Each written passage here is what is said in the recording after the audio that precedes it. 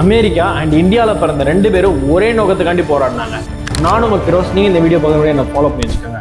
ஒரு யுகம் அழியும் போது ஒரு யுகம் பிறந்துச்சு. இந்தியாவில் மதத்தோட சார்பாகவும் மக்கள் இருந்த காலகட்டத்தில் ஒரு பையன் பிறந்தான். அனைத்து பாலினத்துக்கும் அனைத்தும் சமநிதியா இருக்கணும் அப்படின்னு சொல்லிட்டு சமத்துவத்தை உண்டாக்கணும். தான் படிச்ச எஜுகேஷனையே ஒரு வெப்பனா மாத்தி இங்க இருக்கிற 130 கோடி மக்களுக்கு ஒரே அரசியல் சட்டத்தை கொடுத்தா அவர் தான் நம்ம இந்தியாவோட கேம் சேஞ்சர்னு சொல்லப்படுற அம்பேத்கர். இதே மாதிரிதான் அமெரிக்கால ஒரு செருப்பு தைக்கிறவருக்கு மகனா பிறந்து லாயரா படிச்சு அமெரிக்கன் பிரசிடென்டே ஆனாரு. ஸோ அவர் தான் ஆப்ரஹாம் லிங்கன்.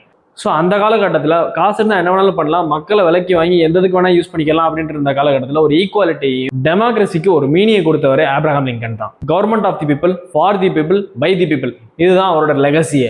அடிமைத்தனத்தை உடக்கி சமத்துவத்தை கொண்டு வந்து சிவில் வாரையும் கட்டுப்படுத்தினாரு. ஸோ இந்த சம்பவத்துக்கு அப்புறம் அவரோட மக்களோட ஒரு டிராமா ஷோல இருக்கிற போதே மறைமுகமா ஒரு நபர் அவர் பின்னாடி இருந்து தலையிலே சுட்டு அவரை அசாசினேட் பண்ணாங்க. இங்க அம்பேத்கரோட மைண்ட் செட்டும் ஆப்ரஹாம் லிங்கனோட மைண்ட் செட்டும் ஒண்ணுதான். மனுஷனா இருக்கணும், சமத்துவத்தோட மக்களோட சேர்ந்து வாழணும். ஸோ நமக்கு முன்னாடி இருந்தவங்க நமக்காண்டி நிறைய விஷயம் பண்ணிட்டு போயிருக்காங்க. நமக்காகவும் நமக்கு அடுத்து வர போறவங்களுக்கும் என்ன பண்ண போறோம்?